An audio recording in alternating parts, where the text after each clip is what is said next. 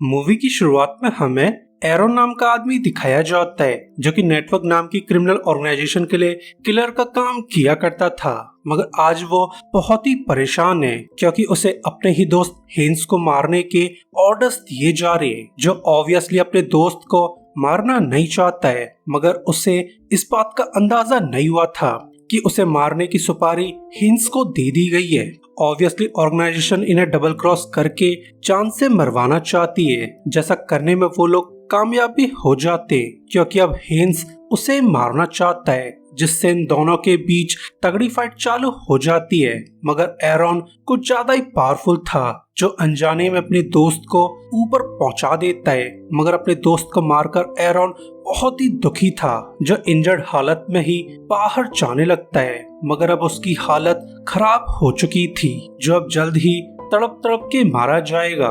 मगर किस्मत ने उसके लिए कुछ और ही प्लान्स बना रखे थे, क्योंकि आखिरी मोमेंट पे उसे एक चर्च नजर आ जाता है, जिसे देखकर एरोन चर्च में चला जाता है। ऑब्वियसली वो चर्च के पास्टर से मदद लेना चाहता है, मगर एरोन में लगी गोली देखकर पास्टर मदद करना नहीं चाहता है, क्योंकि उसकी नजर में ये बंदा कोई क्रिमिनल था। जिस पर एरोन पास्टर को क्लियर कर देता है कि अगर तुम मेरी हेल्प करो तो मैं चर्च के लिए डोनेशंस कर सकता हूँ। जो बात सुनकर पास्टर सोच में पड़ जाता है, क्योंकि अब चर्च की रिपेयर्स के लिए पैसों की जरूरत थी। तो वो कुछ सोचकर एरोन की इंजरीज को ट्रीट करने लगता है। और फिर ऐसे ही कुछ दिन बीत जाते हैं, जहां एरोन की इंजरीज ठीक हो चुकी थी, मगर पास्ट के नाइटमेयर्स उसे सोने नहीं देते हैं। साथ ही हिंस को मारने की गिल्ट उसे अंदर ही अंदर खाई जा रही थी, जिस पर पास्टर उसे समझाने की कोशिश करने लगता है कि भले ही तुम पास्ट में एक मॉन्स्टर थे जिसके हाथ खून से रगे हुए हैं, मगर जो भी हो तुम्हें अपने पापों का प्रायश्चित करना होगा। ऑब्वियसली वो एरोन को एडॉप्ट करना चाहता है, क्योंकि अब पास्टर की तबीयत खराब होने लगी थी, जो मरने से पहले अपनी जिम्मेदारियां एरोन को सौंपना चाहता है। और फिर ऐसे ही एक साल बीत जाता है, जहां पर एरोन अपनी क्रिमिनल लाइफ को भूलकर लोगों की मदद करने लगता है, जो देखकर पास्टर बहुत ही खुश था। जल्द ही पास्टर की तबीयत खराब होने लगती है, जो अब कुछ ही दिनों का मेहमान था। तो मरने से पहले वो चर्च की जिम्मेदारी एरोन को सौंप देता है, ये कहते हुए कि एरोन तुम भी बदल सकते हो। जो बात सुनकर एरोन उसे भरोसा दिलाने लगता है कि मैं अब इस चर्च का ख्याल रखने वाला हूँ। जो बात सुनकर पास्टर काफी खुश था, जो हंसी खुशी ऊपर चला जाता है। और फिर हमें कुछ महीनों बाद का सीन दिखाया जाता है, जहाँ अब तक एरोन फुल टाइम प्रीचर बन चुका था। तो वो लोगों के सामने प्रीचिंग्स देने लगता है, मगर उसे ये लाइफ हजम नहीं होती है, क्योंकि पास्ट किलिंग के नाइटमेयर्स उसे सोने भी नहीं देते थे। साथ ही अपने दोस्त को मारने की गिल्ट उसे खाने लगती है, जो अब कैसे भी करके चर्च छोड़ना चाहता है। मगर तभी चर्च के डोर पर एक लड़की आ जाती है, जो अब काफी ज्यादा डरी हुई थी। तो एरोन उसे तसल्ली देने लगता है। सरप्राइजिंग ये लड़की तबिता प्रीवियस पास्टर की भांजी है, जो अपने अंकल फिलिप से मदद मांगना चाहती है, इस बात से बेखबर कि उसके अंकल काफी समय पहले गुजर चुके हैं। तो तबिता की हालत देखकर एरोन उसकी प्रॉब्लम्स के बारे में सवाल करने लगता है, मगर तबिता इस बारे में कुछ भी बात करना नहीं चाहती थी। साथ ही उसके अंकल फिलिप्स पहले ही मर चुके हैं, तो वो खराब मूड से बाहर जाने लगती है। मगर एरोन कुछ सोचकर उसे एडॉप्ट कर लेता है। ऑब्वियसली वो ऐसा करके फिलिप्स का एहसान चुकाना चाहता है। और फिर जल्द ही इन बातों को साल भर बीत जाता है, जहां अब तक एरोन अपने काम को पसंद करने लगा था। साथ ही अब तबिता भी अपने ट्रॉमा से बाहर आ चुकी थी। मगर एक दिन सब कुछ बदल जाता है, क्योंकि तबिता को पकड़ने के लिए कुछ गुंडे चर्च आ चुके थे, जिन्हें देखकर तबिता पैनिक करने लगती है। ऑब्वियसली वो इन गुंडों को पहले से जानती थी, तो एरोन उन्हें रोकने की कोशिश करने लगता है, मगर वो लोग एरोन को बड़ी आसानी से नॉकआउट कर देते हैं, जो देखकर तबिता बहुत दुखी थी। तो वो एरोन की जान बचाने के लिए खुद को सैक्रिफाइस कर देती है। और फिर जल्दी एरोन को होश आ जाता है, और अब उसकी पूरी तरह से सनक चुकी थी, जो अब कैसे भी करके तबिता को वापस लाना चाहता है। मगर अब उसे जरा भी अंदाजा नहीं हुआ था कि तबिता के किडनैपर्स आखिर कौन थे। तो मजबूरी में उसे नेटवर्क की मदद लेनी पड़ती है। जिस क्राइम ऑर्गेनाइजेशन के लिए एरॉन काम किया करता था, तो नेटवर्क की ऑपरेटर उसे इन्फॉर्म कर देती है कि अगर तुम नेटवर्क की हेल्प लेना चाहते हो तो तुम्हें नेटवर्क का एक काम करना होगा, जिस पर एरॉन जरा भी ध्यान नहीं देता है क्योंकि वो तो बस तबिता का पता लगाना चाहता है। तो नेटवर्क की ऑपरेटर उसे जल्द ही एक किडनैपर के बारे में इंफॉर्मेशन दे देती है। जिस इंफॉर्मेशन को फॉलो करते हुए एरॉन एक कैबिन पहुंच जाता है जहां पर कई सारे गुंडे मौजूद थे। तो एरॉन उन्हें मारते हुए अंदर जाने लगता है। ऑब्वियसली वो जल्द से जल्द तबिता की तलाश करने लगता है। सरप्राइजिंगली उसे तबिता कहीं भी नजर नहीं आती है, जो देखकर एरॉन काफी अपसेट था।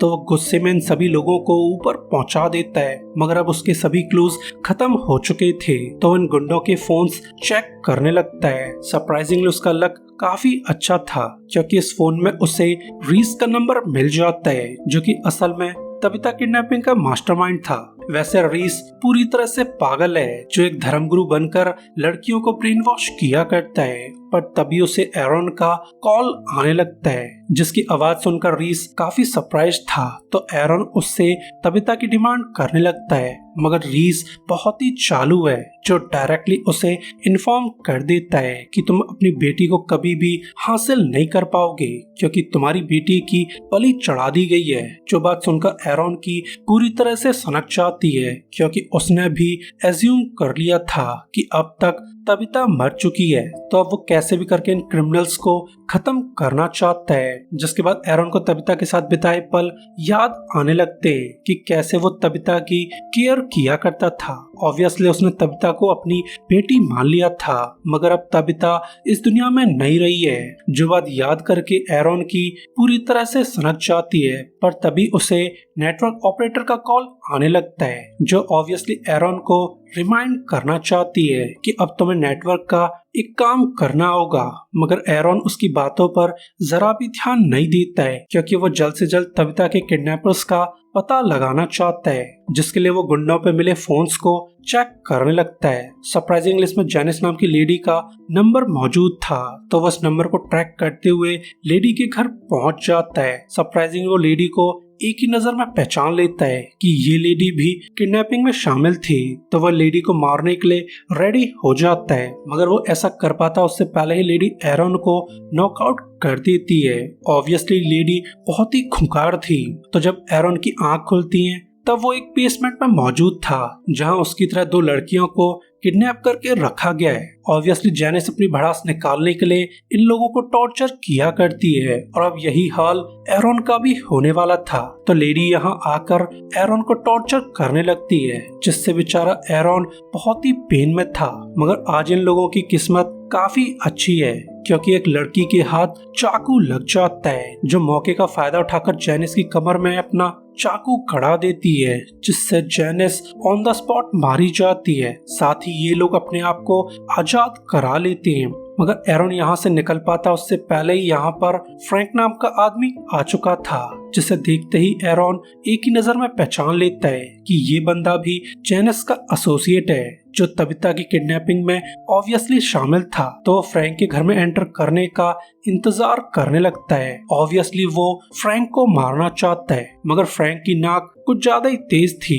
जिसे घर के बाहर से ही खतरे का अंदाजा हो जाता है। तो वो घर में एंटर किए बिना यहाँ से चला जाता है। सरप्राइजिंगली उसकी गाड़ी में रीस मौजूद था, जो अब तक एरॉन की हरकतों से परेशान आ चुका था। तो वो नेटवर्क के सिस्टम पर एरॉन के खिलाफ बाउंटी प्लेस कर देता है, जो देखकर एरॉन की पूरी तरह से चटक जाती है क्योंकि बाउंटी में उसके साथ तबिता के दोस्तों के भी नाम मौजूद थे।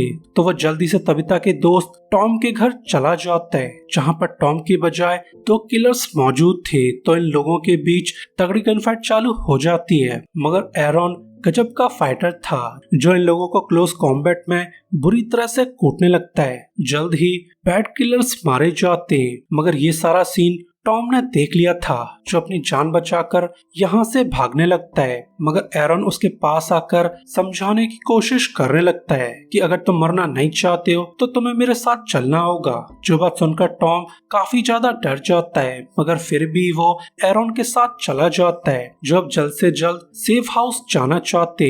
मगर रास्ते में इन्हें एक आदमी फॉलो करने लगता है, जिसे देखकर एरन की पूरी तरह से फट जाती है, क्योंकि उनका पीछा करने वाला आदमी द एडमिनिस्ट्रेटर के नाम से जाना चाहता है, जो कि दुनिया का टॉप क्लास असैसिन है। यानी अब उन लोगों की मौत तय हो चुकी थी। जो लोग फाइट करते हुए एक वाइनरी तक पहुंच जाते, मगर एडमिनिस्ट्रेटर कुछ ज्यादा ही पावरफुल था, जो एरन को बड़ी आसानी से हरा देता है। मगर एडमिनिस्ट्रेटर उसे मारने से पहले सवाल करने लगता है कि तुम तो क्रिमिनल लाइफ को छोड़कर प्रीचर बन चुके थे, तो अब तुम वापस क्यों आए हो? जिस पर एरन उसे अपनी कहानी सुनाने लगता है कि कुछ लोगों ने मेरी बेटी को किडनैप करके मार डाला है और अब मैं उन लोगों से बदला लेना चाहता हूँ। जो बात सुनकर एडमिनिस्ट्रेटर सैंटी होने लगता है, क्योंकि वो तो सिर्फ बुरे लोगों का खून किया करता है। तो वो कुछ सोचकर एरन और टॉम की जान बख्श देता है। जैसा देखकर एरन राहत की सांस लेने लगता है, मगर अभी भी नेटवर्क के किलर उनका पीछा करते रहेंगे,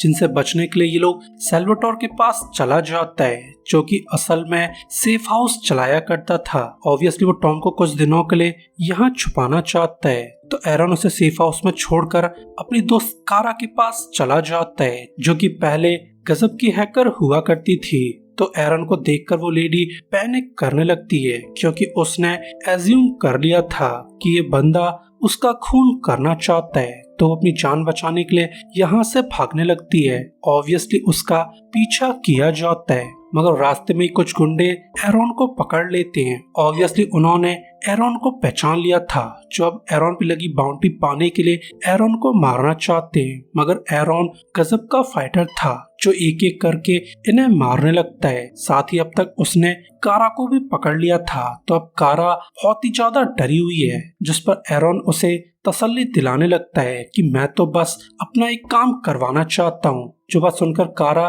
काफी कंफ्यूज थी, तो एरन उसे अपनी स्टोरी सुनाने लगता है कि मेरी बेटी को किडनैप करके मार दिया गया है और अब मैं उन लोगों से बदला लेना चाहता हूँ। जो बात सुनकर कारा भी सैंटी होने लगती है। साथ ही उसने एरन की मदद करने का डिसाइड कर लिया था। वो अपनी स्किल्स का यूज करके फ्रैंक और रीस के बारे में जानकारी निकाल लेती है। सरप्राइजिंगली रीस बहुत ही पावरफुल है, जो अपने पैसों के दम पर बुरे काम करता आ रहा है। साथ ही उसकी दिमागी हालत पूरी तरह से खराब है। जो बात सुनकर एरन काफी कंफ्यूज था, तो लेडी उसे क्लियर कर देती है कि रीस पूरी तरह से पागल है, जो अब किसी धर्म का धर्मगुरु बना बैठा है। ऑब्वियसली वो लड़कियों को ब्रेन वॉश करके उन्हें बलि चढ़ाया करता है। जो बात सुनकर एरन की पूरी तरह से सनक जाती है। साथ ही लेडी रीस के सेकंड इन कमांड फ्रैंक के बारे में जानकारी देने लगती है, जो मालिबू में रेस्टोरेंट चलाया करता है। मगर ये रेस्टोरेंट तो सिर्फ एक दिखावा था, क्योंकि रेस्टोरेंट की आड़ में सभी बुरे काम किए जाते